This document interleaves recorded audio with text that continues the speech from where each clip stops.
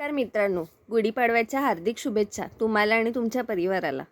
एपिसोडच्या सुरुवातीला आपल्याला दाखवतात की अस्मिता तिचं बाळ घेऊन बसलेली असते. तिला फार आनंद होतो बाळाकडे बघून. तेवढ्यात कल्पना आणि इतर घरातली लोकं येतात आणि ते अस्मिताचं फार कौतुक करतात. अस्मिता ह्या सगळ्यामध्ये फार आनंदून गेलेली असते, पण तिचा लक्ष मात्र दरवाजाकडे असतो. सायलीच्या नंतर लक्षात येतं की अस्मिता वाट बघते एका माणसाची. सायली म्हणते, मला माहिती अस्मिता ताई तुमचं काय चाललं आहे, पण तिकडे आता लक्ष देऊ नका. अस्मिता म्हणते, तो आला नाहीच ना गं. सायली म्हणते, नाही, पण तुम्ही आता हा सगळा विचार करू नका, कारण हा तुमच्या आयुष्यातला सर्वात महत्त्वाचा आणि आनंदाचा क्षण आहे. त्याच्यामुळे ज्या गोष्टी नाही आहेत त्याच्याकडे लक्ष देऊ नका. सगळे ओळीपाळीने बाळाला हातात घेत असतात आणि बाळाचं कौतुक करत असतात. शेवटी अर्जुन म्हणतो, अरे मला पण द्या, मामा म्हणून काही हक्क आहे की नाही. सायली म्हणते, मामापेक्षा मामीचा पहिला हक्क आहे, त्याच्यामुळे मला पहिलं बाळ द्या. सायली हातात बाळ घेऊन बाळाचं कौतुक करते आणि म्हणते की अस्मिताताई, बाळ तुमच्यावरच गेले हो, एकदम सेम तुमच्यासारखं दिसते. असं म्हणतात की मुलगा जर मातृमुखी झाला तर भाग्यवान असतो.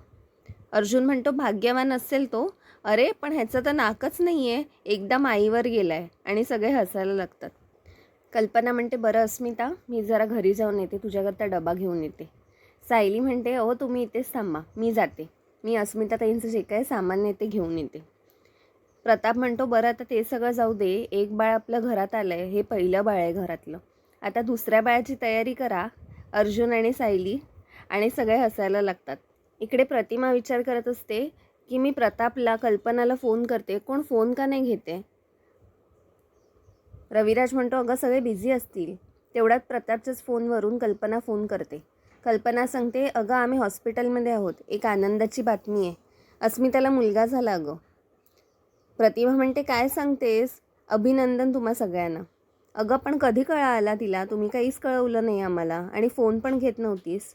कल्पना म्हणते, ओ ती खूप नंतरची गोष्ट आहे, मी तुम्हाला नंतर सांगते, सगळं गडबडच झाली होती, तुम्ही एकदा हॉस्पिटलला याल ना तेव्हा मी सगळं तुम्हाला सांगेन. इकडे तन्वी विचार करत असते, हॉस्पिटलमधून काहीच खबर बात नाही आहे, सगळे शोककळेत गेले का काय. अस्मिता पण गेली आणि तिचं बाळ पण. अर्जुन आणि सायली मध्ये त्या धक्क्यातूनच येऊ नाही शकणार बाहेर. अजून फोन नाही आलाय म्हणजे काहीतरी तर गडबड आहे. जाऊ दे, अश्विनला आता फोन करून विचारते. अश्विनला ती फोन करते आणि लगेच नाटक करते, अरे अश्विन काय चाललंय तिथे, खूप त्रास होतोय का तुम्हाला. अश्विन म्हणतो, त्रास, अगं काय आनंदाची बातमी आहे, अस्मिताताईला बाळ झालं, मुलगा झाला. आणि अस्मिताताई आणि बाळ दोघे पण खूप सुखरूप आहेत. तन्वीचा चेहरा असा पडतो. तन्वी म्हणते, हे तर भलतंच होऊन बसलं, आता अर्जुन सायली आणखीन खुश होतील आणि आणखीन जोमाने माझ्याबद्दल शोधाशोध करायला चालू करतील.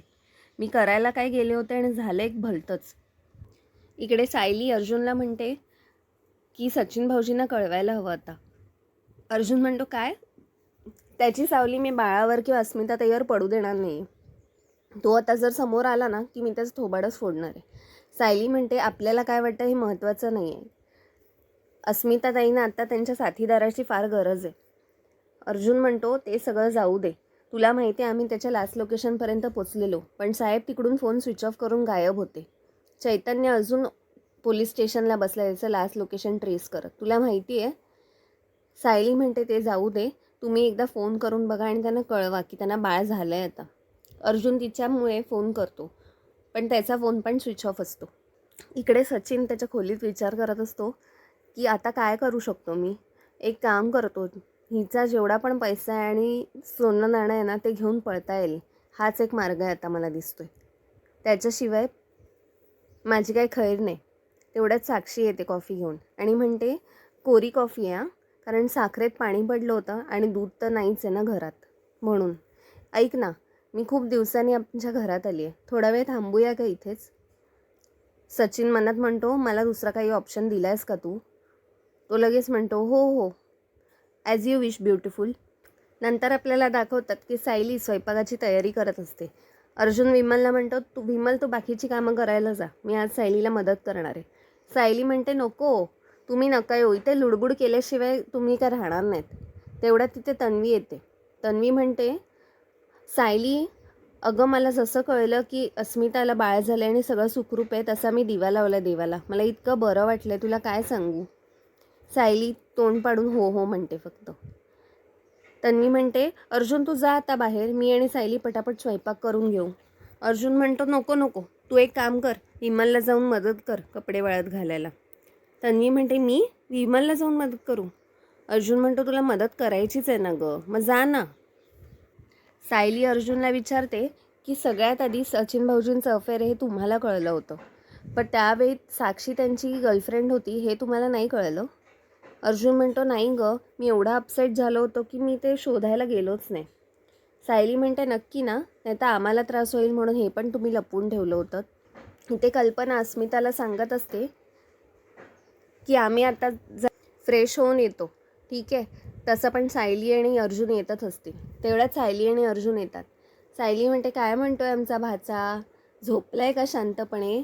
प्रताप म्हणतो अगं झोपेतसुद्धा हसत होता. सायली कल्पनाला म्हणते आई तुम्ही जरा फ्रेश होऊन या आणि संध्याकाळपर्यंत येऊ नका, आम्ही आहोत इथे. इकडे कल्पना आणि प्रताप जेवायला बसलेले असतात. तेव्हा कल्पना तन्वीला सांगते की तन्वी हा इकडचा कोपरा पण राहिला आहे, तो पण पुसून घे. कारण तन्वी विमलला मदत करत असते साफसफाई करायला. तन्वी मनात विचार करते की ह्यांनी सगळ्यांनी मला इथे कामात झुंपून ठेवलं आहे, पण मला सदा महिन्याला काही करून गायब करायला लागणार आहे. पण हे सगळं फोनवर नाही होणार, मला त्यांच्या घरी जावं लागेल. तन्वी लगेच कल्पनाला म्हणते ही कामं मी करतेच, पण मला अस्मिताला पण भेटायचं आहे. कल्पना म्हणते अगं कल्पना छान आहे ही, तू जा. प्रताप म्हणतो एवढं तुला बघायचं होतं तर काल का नाही आलीस गं. तन्वी काय बोलत नाही. कल्पना म्हणते हो राहू द्या, तू जाणारच आहेस ना, तर मी अस्मितासाठी खूप काही सामान गोळा केलं आहे, ते मात्र घेऊन जा हॉस्पिटलला. प्रताप म्हणतो हो हो सामान घेऊन जा. तन्वी म्हणते एवढी सामान, एवढ्या पिशव्या. कल्पना म्हणते हो अगं 3-4 दिवस त्या राहणार म्हटल्यानंतर सामान नको. प्रताप म्हणते घेऊन जा, त्या बाळाला पण कळायला नको की दुसरी मामी आहे त्याला. इकडे अर्जुन आणि सायली अस्मिताला खायला देत असतात. अस्मिता म्हणते अगं सचिनचा काही फोन आलाच नाही का गं. अर्जुन लगेच चिडतो. सायली म्हणते मी तुम्हाला काय म्हटलं, तुम्ही स्वतःची आणि बाळाची काळजी घ्या, बाकी सगळं सोडून द्या. त्यांना फोन करायचा तर ते फोन करतील. अस्मिता म्हणते पण असं कसं गं, त्याला कळायला तर हवं त्याला बाळ झालं आहे. अर्जुन रागाने तिकडून निघून जातो. सायली म्हणते तुम्ही काळजी करू नका, मी स्वतः त्यांना कळवेन. इकडे तन्वी सदा महिन्याला येऊन सांगते की काही महिन्यांसाठी तुम्हाला गायब व्हायला लागेल. सदा महिना म्हणतात नाही नाही आम्ही नाही इकडून जाणार, हे तसं पण आमचं घर आहे, दुकान आहे, आमची आजूबाजूची माणसं आहेत. तन्वी म्हणते हो हो या महालात तुम्ही राहता, दुकानामध्ये धोधो गर्दी आहे, रांगच लागली आहे तुमच्याकडून कपडे शिवून घ्यायची आणि तुमची खूप सारी माणसं आहेत. एक गोष्ट लक्षात ठेवा, सायली आणि अर्जुनला जर कळलं ना की मी तुमची मुलगी आहे तर मला त्या घरातून पहिले हकलवून लावतील आणि तुम्हाला रोज महिन्याला पैसे येणे बंद होतील. सदा म्हणतो पण मग आम्हाला जर पनवेलच्या बाहेर तू कुठे राहायला सांगितलंस तर तिथे पैसे कसे मिळणार आम्हाला, म्हणजे पैसे बंदच होणार आहेत ना. तन्वी म्हणते नाही, तुमची मी सोय करून ठेवली आहे खायची प्यायची आणि राहायची. ह्या पत्त्यावर जायचं आहे तुम्हाला आणि काही महिन्यांसाठी तोंड काळं करा. सदा म्हणतो नाही नाही असं नाही, आम्ही नाही असं जाणार. तन्वी लगेच बॅगेतून एक बंडल काढते पैशांचं आणि म्हणते आता तरी जाल ना. सदा म्हणतो हो हो आता जाऊ ना, आता कुठेही जाऊ. तन्वी म्हणते असेच जर पैसे हवे असतील ना तर तोंड काळं करा आणि मी सांगते तिकडे जा. इकडे अर्जुन आणि सायली बोलत असतात की सायली म्हणते अर्जुनला की मी तर अस्मिताताईंना कळू नये अशा प्रकारे ठरवलं होतं सगळ्यांना घरच्यांना सांगण्याचं, आणि त्या योगा क्लासला गेल्या त्याच्यानंतरच मी सांगायचं ठरवलं आणि तेव्हाच मी आईबाबांना जमा करून सांगत होती. तेवढ्यात तुम्ही दोघं आला, तुम्ही आणि चैतन्य भाऊजी. पण अचानक तन्वी आणि अस्मिताताई कशा आल्या मला समजत नाही आहे. अर्जुन म्हणतो म्हणजे ती योगा क्लासला गेली होती आणि 1-2 तास गायब होणार होती, पण तरीसुद्धा ती अचानक आली मध्येच, तू सांगताना हे कसं शक्य आहे. तुला वाटतं हा योगायोग आहे. आणि ती तन्वीसोबत होती. सायली म्हणते हो, तन्वी म्हणाली की तिची बॅग आणि अस्मिताताईंचा फोन वगैरे राहिलं होतं मागे. अर्जुन म्हणतो म्हणजे प्रिया आणि अस्मिताची एंट्री तेव्हाच झाली जेव्हा तू बरोबर हे सगळं सांगत होतीस त्यांना, म्हणजे जराही मागे पुढे झालेलं नाही आहे. म्हणजे हा रचलेला प्लॅन आहे. तुला वाटतं प्रियाने हे असं साधीसुधी खेळी केली आहे, पण मला एक गोष्ट कळत नाही की हे सगळं करून तिला काय फायदा मिळणार आहे. सायली म्हणते प्रियाने कदाचित ह्या गोष्टीमुळे हे सगळं केलं असेल, कारण तिला आता वाटलं की जर अस्मिताताईची डिलिव्हरी झाली तर आपण काही वेळ त्याच्यातच बिझी असू. म्हणजे आपल्याला प्रियाविरुद्ध काही पुरावा शोधायला मिळणार नाही आणि आपण इकडेच असू व्यस्त. अर्जुन म्हणतो म्हणजेच प्रियाविरुद्ध काही पुरावा मिळू नये म्हणून तिने अस्मिताताईचा जीव धोक्यात घातला आणि तिच्या बाळाचा. सायली म्हणते प्रिया ह्या पातळीला पडू शकते हे मला कल्पनाच नाही करवते.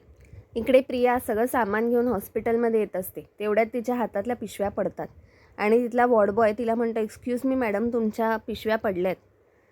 प्रिया बघते तर तो सँडी असतो. हा प्रियाचा जुना बॉयफ्रेंड असतो. प्रिया म्हणते सँडी तू इकडे तिकडे आणि बघायला लागते. सँडी म्हणतो अगं प्रिया तू इकडे कशी काय? आय थिंक आपण 2 वर्षाने भेटतोय ना?